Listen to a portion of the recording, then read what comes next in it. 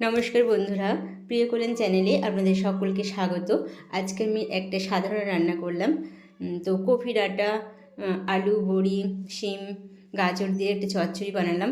খুব একটা সাধারণ রান্না। তো কীভাবে বানালাম দেখে নিয়ে যাক। তো আমি কফি ডাঁটা প্রথমেই কেটে নিয়েছি, ধুয়ে আমি প্রেশারে দিয়ে দিলাম, আর তার সাথে দিয়ে দিলাম অল্প বাঁধাকপি। তো এটা আমি একটু ভাপিয়ে নেব নুন দিয়ে। তো একটা সিটি দিয়ে নেব। রান্নাটা তাড়াতাড়ি করার জন্য এটা আমি করছি। তবে হ্যাঁ, কপি ডাঁটাগুলোও খুব সুন্দর সেদ্ধ হয় এতে করে। তো আমি এবার এটা প্রেশারে বসিয়ে দিলাম। তো আমি এটা সেদ্ধ করে নিলাম হালকা। তো আমি আর নিয়েছি বেগুন, কড়াইশুঁটি, বড়ি, শিম, গাজর আর আলু। তো কেটে নিয়েছি মিডিয়াম সাইজ করে। আর তেলের উপর আমি প্রথমে বড়িগুলো ভেজে নেব। এটা ঘরোয়া একটা সবজি রান্না, খুব কিন্তু ভালোই হয় খেতে। মেয়ে মহল এটা খুবই ভালোবাসে খেতে।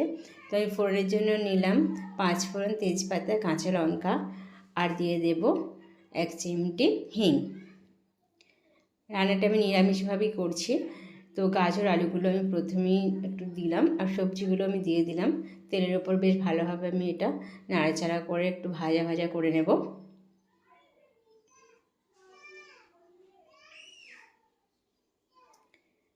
তো আমি আবারও ফিরে এলাম, আবার একটু নাড়াচাড়া করে নিচ্ছি। একটু সময় ধরে এটা বেশ সুন্দর করে ভেজে নিতে হবে।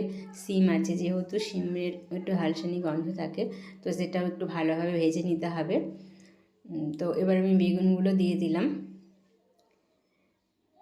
বেগুনগুলো আপনারা আগে ভেজে নিতে পারেন, কিন্তু আমি ভাজলাম না। তো এর মধ্যে আমি দিয়ে দিলাম আদা, হলুদ গুঁড়ো আর লঙ্কা গুঁড়ো। তো আমি লবণ দিয়ে দিলাম। আমি জিরে গুঁড়ো আর ধনে গুঁড়ো আমি কিন্তু এর মধ্যে দিয়ে দিলাম। এটা দেখানো হয়নি, স্কিপ করে গেছে। যাই হোক, একটু ভালো করে কষে নিলাম। তো এবার আমি দিয়ে দিলাম বাঁধাকপি আর কপি ডাঁটা সেদ্ধটা।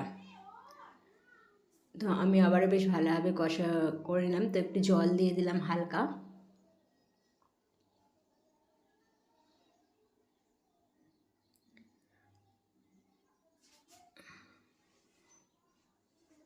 তো আমি অল্প চিনির দানা দিয়ে দিলাম। নিরামিষ রান্নাতে একটু চিনি দিলে ভালো লাগে, স্বাদটা একটু সুন্দর আসে। তো এবার আমি এর মধ্যে দিয়ে দেব ভেজে রাখা বড়ি। তো আপনারা বড়িগুলো গুঁড়িয়ে দিতে পারেন, আমি গুঁড়ালাম না।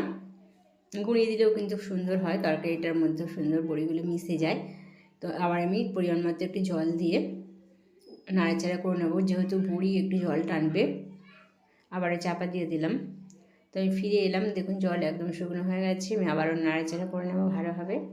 একদম তরকারিটা আমি শুকনো শুকনো করবো, আরেকটু আমি শুকনো শুকনো করে নেব। এবার আমি পরিবেশনের জন্য দিয়ে দেব। তো রান্নাটা আমার প্রায় হয়ে এসেছে একদমই।